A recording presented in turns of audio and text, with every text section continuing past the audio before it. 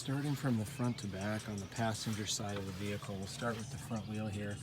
You can see it has a large apparatus on the valve stem, and that's to measure the tire pressures in all 6 tires. So there's the monitor up on the driver dashboard, which you'll see, which those read out. So that's what that is. You can see that there is window shades that will go in all 3 of the front windows. Those are to help block out sun, but also to help keep the heat or cool in depending on what you're looking to do.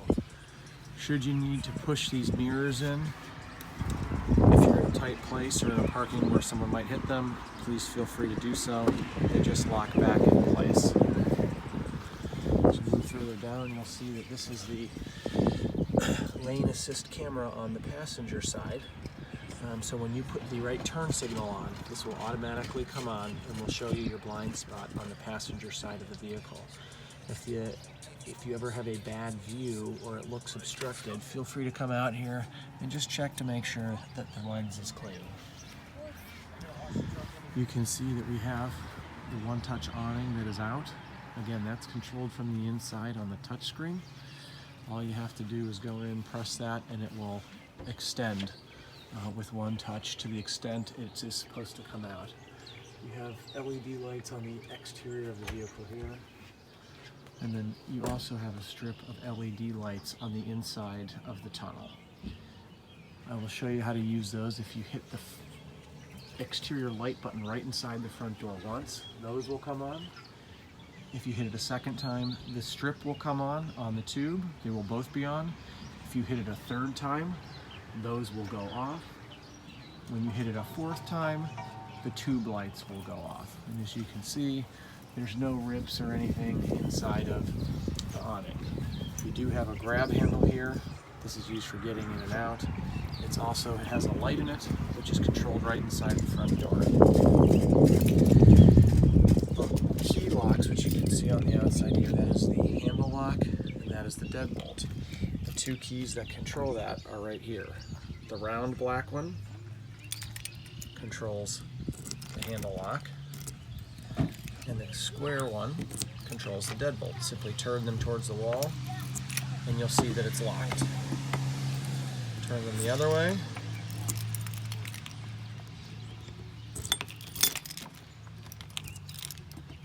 And you'll see that the door opens. Always make sure the door's shut before taking off. You have 2 outdoor speakers here, which is part of the 3-zone system on the inside. The outdoor is zone C, which I'll show you in a little bit. You do have an outdoor TV here, 2 USB plug-ins, and I keep the remote out here. As you look all the way down the passenger side, you'll see that there are storage compartments. All of these storage compartments work the same way. By pressing this round button, the handle pops out, pull out, and then you can access all of the different compartments. To close it, you press in, push on the handle, and it will snap into place. All of these compartments are controlled by the exact same key, which is the small silver round key. You'll stick it in. If it goes the wrong way and it doesn't go all the way in or turn, pull it back out, stick it in the opposite way, give it a half turn,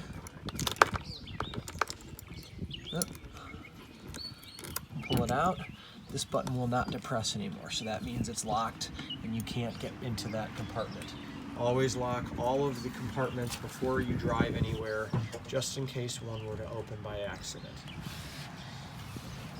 In this front compartment, I keep a 100-foot extension cord should you need that when connecting to the 30-amp power cord for the RV. There is a 110 outlet out here. Again, all of these compartments are the same. They do have a drain in them should you spill any fluid or liquid in them. Push the button, the door opens. This one will contain a pop-up garbage can, similar to what you see right here. And there are bags for it in that front compartment as well. Each of these cargo bays does have a light in it, They are controlled by the same place up by the front door as soon as you walk in, where the awning is controlled, the exterior lights, and the grab handle is controlled. Okay, just push that, snap it into place, and before you're going to drive off, be sure to lock it. What you see here is the exterior back side of your furnace that runs on the liquid propane tank. This is the back side of your refrigerator. Come down here, you'll see the vehicle is equipped with the Hellwig sway control system. It makes a huge difference in terms of its handling. It drives much more like a car than an RV. Again, another storage compartment. This is the Truma AquaGo Comfort water heater. It is a tankless water heater. So it gives on-demand water when you need it. It only takes about 10 or 15 seconds, and then you'll have hot water all the way throughout the RV, and it does get very hot, so be careful. This back compartment, as you can see, is much bigger. Push both handles, or both buttons, pull up, and here you are in the back storage. Much larger, as you can see. It does have a built-in central vacuum system throughout the RV. I do keep an outdoor rug in here for you. It is passed through all the way. And then I have 4 folding chairs, 2 blue zero gravities that you can recline in, and then 2 smaller gray ones that you see there that can be folded down as regular folding chairs. In this compartment, I keep the blue Coleman grill. I always disconnect the hose, it folds flat, and it lies perfectly, right in this area right here. The propane tank goes in this compartment right here. And I usually put it on its side and keep something in here to help keep it from sliding around or rolling. You'll want to do that with anything round that you put in these storage compartments. And once it's open, push it closed, push the black part of the handle, and it will snap in place. You can see all they are as you push them in. I'm pushing on the top handle of this outer door. They hold themselves in place by catching on the inside lip of the compartment. This door is not heavy, but it will slam shut, so please close it gently. When you get to the back of the RV, there is a hitch down here. It has the electrical outlet underneath, LED brake lights, and up here is your backup camera. I prefer to drive with the backup camera on at all times because it allows for easier lane changing and passing of vehicles. So instead of having to gauge on your mirrors, if I passed a vehicle to get back into a lane, this will give you a very clear image of if you are past the vehicle or not. We'll go over how to turn that on once we're inside the vehicle. On this side, you can see we have 2 slides. That is the main dinette slide. This is the bathroom slide. They both have topper covers on them. As you can see, there's a black awning that goes over these. These are not an awning like on the other side of the vehicle. These are to keep water, pine cones, leaves, sticks, things like that from getting inside on top of the actual slide itself and then being pulled or crunched in when you move the slides in. The slides can only be extended, and they need to be fully extended when you're parked. If you're driving, they need to be fully retracted back in, and we'll go over that in a little bit. On this side, you can see we have several hookups. We have our power hookup right here. This is a 30 amp service, right? So you can see right here. If you do not have a 30 amp hookup where you are going to be taking the RV, you can hook up to a regular 110 outlet. I do have an adapter for that. You would still plug this in just as it is. This is 1/8 of a turn. Push the yellow plug in. This fits over, give 1/8 of a turn, and it will lock itself in place and it stays firmly in place. Just above, you do have a cable or satellite hookup if they offer that at the campground you're at. This is a 30 amp service. Most campgrounds offer 30 amp service. Some offer 50 amp service as well. But again, if you just have an outlet at someone's house or a business that you need to plug into, I do have an adapter at the end of this cord that you can plug into. And as you'll see here, the end of the hose, or the end of the power cord that I give you here, I have connected into a surge protector. You'll know that it's right when both power on green lights are on. okay? And in the bottom right, we'll show surge protection is on. That plugs directly into the 30 amp service. Always be sure that you turn your power on. If you're not getting any power, I would check to make sure that the fuse is actually in the on position. When connecting, make sure that this is turned off first. Plug in your surge protector, then turn your power on. Also, you do not want to have any of the electrical systems operating when you are connecting power. So the fridge, the microwave, which wouldn't be on because you don't have power connected. The HVAC unit should all be off. The fuse should be off. Connect to the RV itself. Connect to the electrical posts that they have for you. Turn the fuse on, and then turn your HVAC on, and your refrigerator and all the other electrical appliances. They will come on automatically. There's nothing you need to do as soon as you have that power running. You'll also see that we do have another compartment here with the hose. I will supply you with this blue drinking hose. It has a filter on the end over here. It has these same openings. Push the button in. Do be careful when you open this, when this door is open, that it doesn't scuff up or bang down here on the paint, the exterior. Just gently lower it down. And this is where your water hookup is. You do have an outdoor shower here with hot and cold water. You can turn a cargo light on in here, as you can see, right? If you need to see at night, it does have a water bump as well, water pump switch. If you are running off of the tank and you're not hooked up to water. Again, this has a 50-gallon holding tank, but when you are hooked up to a city water, as we are now, you will run off of the pressure of the city water, and you are not using the freshwater holding tank on the RV at all. As you can see here, it's just a regular thread for a spigot that you put on, but this hose is for potable drinking water, so please use this. You'll see there are 4 settings up here. There is a normal, a sanitize winterize, city at the bottom, and tank. When running off of city water, you want this hose, or this arrow, pointing down towards city. If you're running on normal operation off of the holding tank, again, not hooked up to city water, you would put it on the top setting and have it pointing up to normal. If you need to fill the tank, to have some water while you're going down the road, you would turn it to 9 o'clock and you would put it on tank. You should not have to mess with sanitize winterize.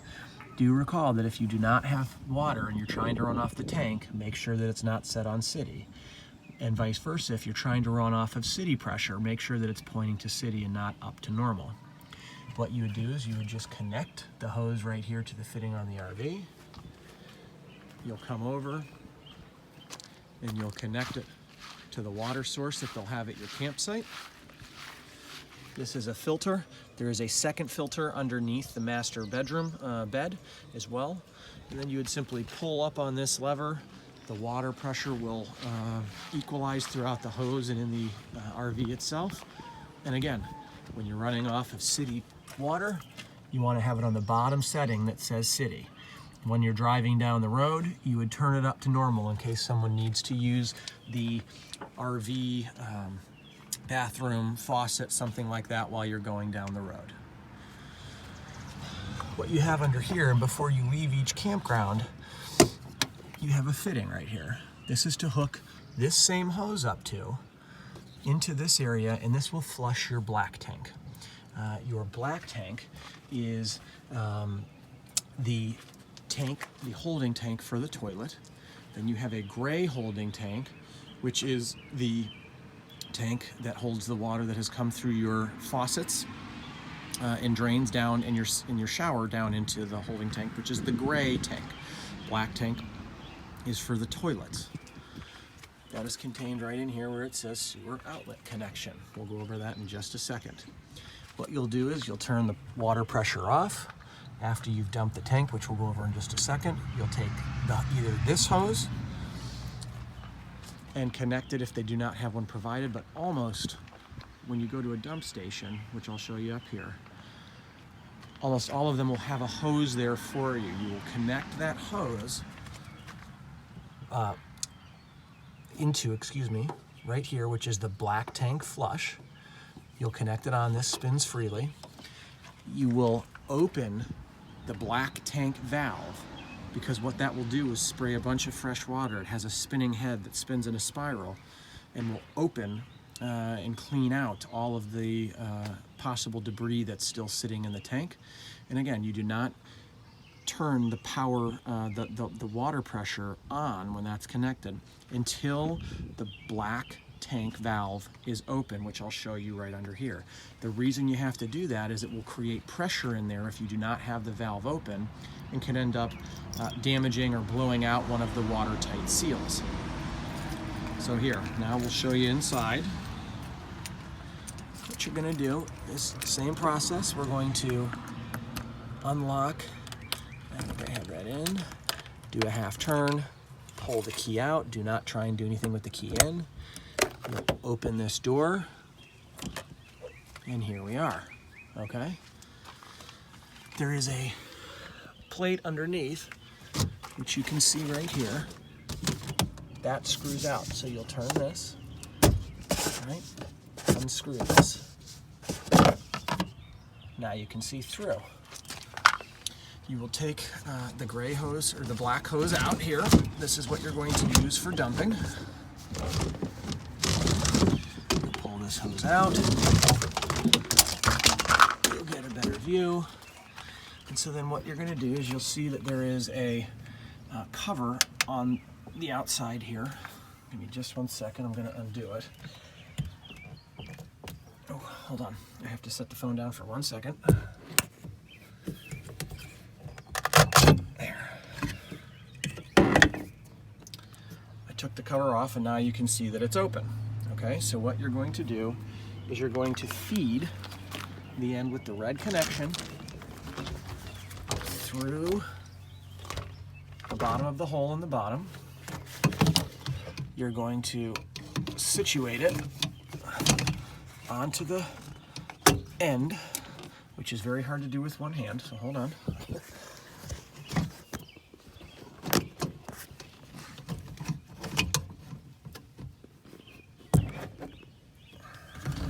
There we go. So now you can see I got it just over the edge. I'm going to turn it about 1/8 of a turn so those teeth grab on, and you can see these little black nipples will lock inside of these red grooves. Now that your hose is connected, you can see that there is a black handle for the black tank with a much larger diameter pipe, and that's because things might have to flow through it, toilet paper, feces, things of that nature.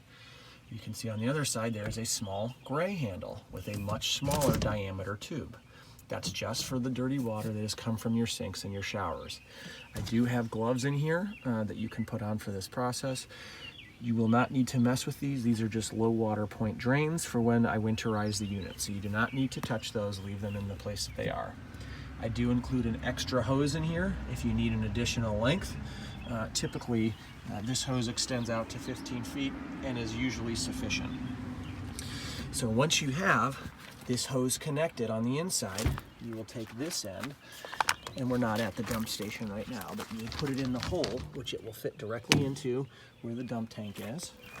I always recommend that you have someone hold that, put a rock on it, a stick, something with some weight, because as the fluids drain out of the tanks, it could push that, that fitting out of the hole that is in the dump tank. But once you've got that in place, make sure that this connection is tight. Make sure again that your connection on the fitting here of the outlet is good. And then the first thing you're going to do is you're going to drain your black tank first. And by doing that, you will, I'm not going to do this now, but you will gently pull this lever out towards you. Do not yank on it, do not bend it, you don't need to twist it, just gently pull out.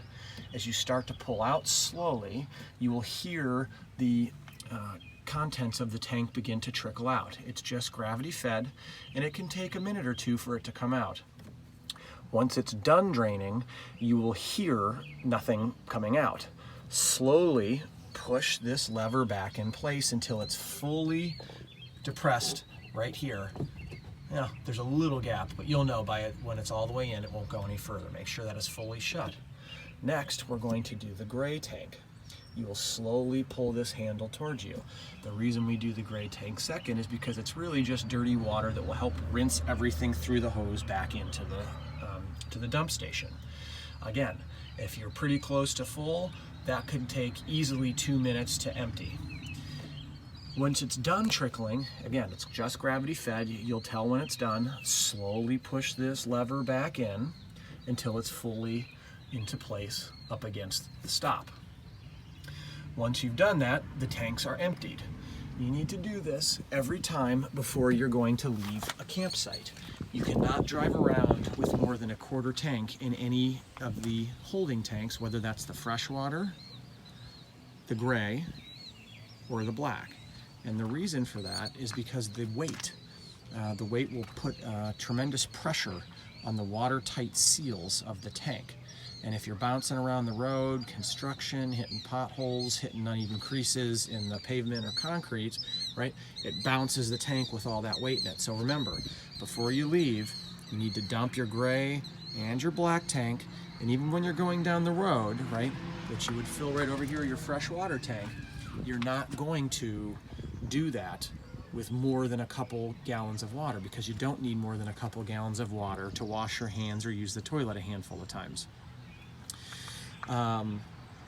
The tanks have been emptied, right? Black tank first, slowly pull the handle to you. Once it's done, push it in. Second, you're gonna do the gray, slowly pull it towards you. When it's done, slowly push it back in all the way. And now your tanks are empty. And then what you're gonna do is at the tank dump station, right? They should have a hose for you. You're going to hook the hose back into here as we discussed earlier, thread it all the way in so it's tight. You would then open the black tank handle slowly all the way. And again, you're going to do that before you turn the pressure on to the hose, because otherwise you've got a sealed chamber and it will blow the seals. So open your black tank, connect the hose to the fitting right here, turn the spigot on, and you'll start to hear some water trickling down through the black tank because you have the hose open, or the valve open. It'll slowly trickle its way down through the hose and into the dump station. Again, that is rinsing the inside of the black tank. It helps keep any odor out. It helps the sensors read accurately. So once you've done that for 60 or 90 seconds, you would turn the pressure off first at the hose. You can then disconnect the hose from here. And then you would just slowly push this valve shut so that you don't have any water dripping out while you're driving down the road. Once you've done that, you will disconnect this hose. And if there's a little water that drains out, nothing to be afraid of, right? You will disconnect that hose, get it out of the way. You will take this little cover and you will turn it into place so it's shut. You will take the black cover and turn it back into place until it's shut. Put your gloves back in if you have those on, and be sure to not lose this hose because this is going to cost you $50 if you leave this. So you put this back in.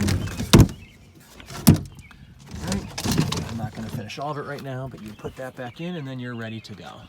Okay?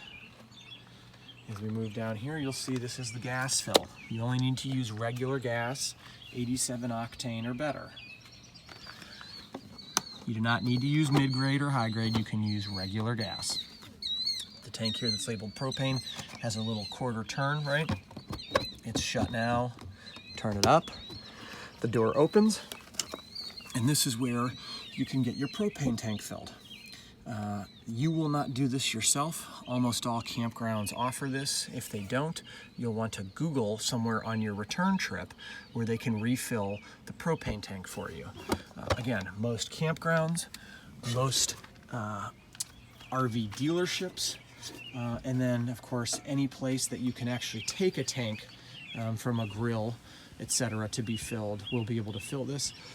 However, going to a Home Depot or a Lowe's or a Menards, you will not be able to fill these because again, all they do is swap tanks. If they are able to fill tanks on site, they'll be able to do this for you. You'll need to do this on your way back before you drop off the RV, as emptying the black tank and the gray tank is required to be done before you return, as is filling the propane and the fuel to the level with which you got it. If you don't do that, I charge a fee to do so. As you can see, we've got the second dinette slide right here. Underneath, we have 2 more storage compartments. And all the way up here, you'll see we have a tailpipe. And we actually have the generator under here. You should not need to mess with this generator. It will be serviced before you pick up the vehicle, but that is where the generator is located. Again, we have another lane assist camera on your driver's side over here. Obviously, when you put these slides out, you want to ensure that there's nothing over here that you could hit with them. So before you put your slides out to set up camp, you need to double check that there is nothing in the way that the slides are going to bump into. As you can see, I had someone help me pull in so that the electrical post here was in between the 2 slides. Okay? It's very important because, one, you could damage the slide, you can damage all the linkage, the machine, the motors, and the tracks that bring them in and out. And that's a big issue if you do that. So again, take your time when you get to your campsite. Before you put anything out, check your driver's side to make sure you have ample room to put your slides out. That way you'll run into no issues when you have them out. Again, they need to be fully extended when you're going to be using them. And when you put them out, when you extend them from the inside, which we'll go over shortly, no one is to be sitting on them.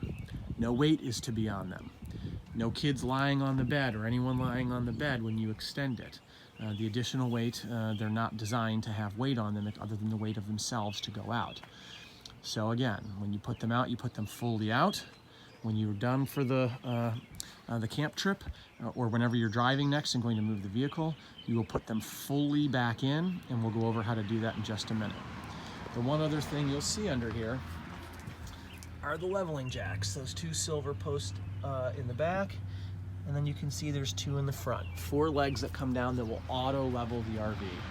It is critical that you fully retract these before you leave. We will go over that process in just a minute, but the main things to check when you are leaving camp is my awning in, are my jacks underneath the RV fully retracted, and are my slides fully intact, and have I disconnected my water hose and my power hose. The parking brake does need to be on to do the auto levelers, so again, when you're ready, you've been outside, you've checked to make sure that everything's disconnected, your slides are in, your awning is in, your jacks are up, make sure that you pull the parking brake release because the parking brake does need to be engaged to use the auto levelers. You can see up top here, the large square unit you see is the AC unit. The smaller cover to the right that's at an angle, there are 3 of those. That one is over the bathroom and it is in the up position right now.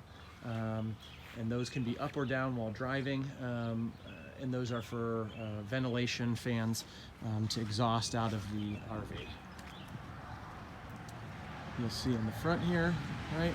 Looks very similar to the other side. You do have a large cone up above you where there is a bed up here, so always beware of that. And then on the front, you can see that I have the windshield insulator in, the driver window insulator in, and down here on the license plate, I do have an iPass that will work almost all throughout the Midwest and Florida because if you try and use your own, which would normally go underneath the mirror for toll booths, this large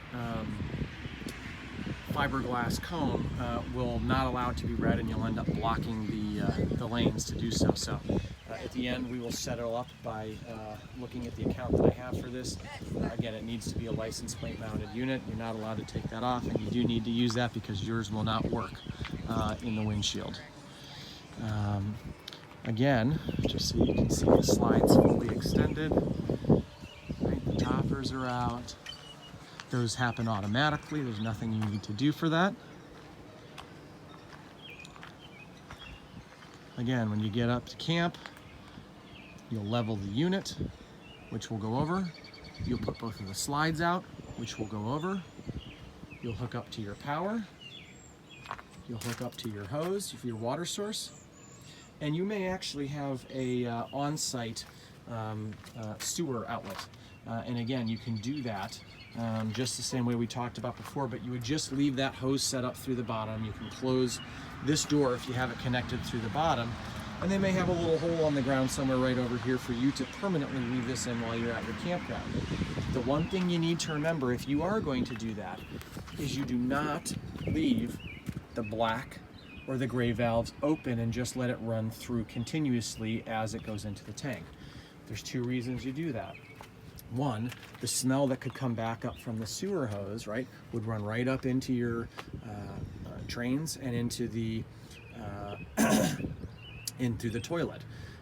So you obviously don't want those gases and smells coming back up into the RV. So you keep the valves shut unless you're dumping.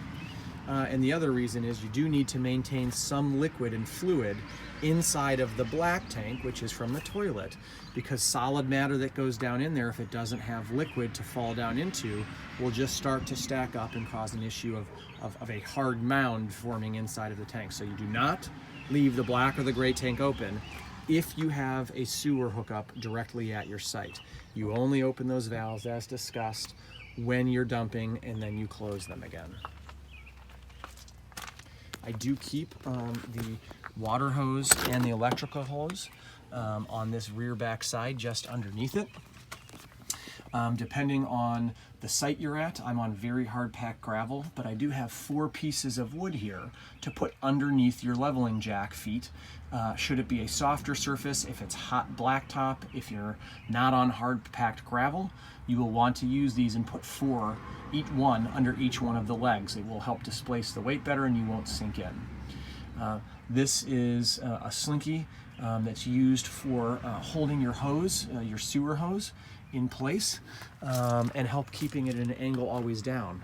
Obviously, if it's gravity fed, the outlet needs to be lower than the outlet of the hose needs to be lower than the outlet of the actual tank right here. And you can stretch this out. That allows you to have a nice uniform shape, and it's slowly, the height of it slowly moves from the tank side to where you're going to dump, so that you can keep it nice and even without kinks. Here's an example of the 110 hookup converter that I give you. You would plug the end that is inside the electrical panel up there, the end of the surge protector would go right into the end of this, and then you can plug right into a regular outlet or use an extension cord to run on this. Note that most home services, if you're going to use a 110 outlet, might be only 15 amps. This is a 30 amp service to use everything, so you won't be able to use everything at once. So to not trip a fuse inside of the home or wherever you're hooking up, be sure that you're not using everything. Yes, you can use the AC or the heat. The fridge can be on, but you don't want to be using all the outlets, all the TVs, all the lights. You won't be able to using everything at once because it's not a 30 amp service. Again, I do have a couple tire chocks over here if you're not on a level surface. I do have a cable cord here if they offer cable at your hookup site, whatever the campground is that you're going to be.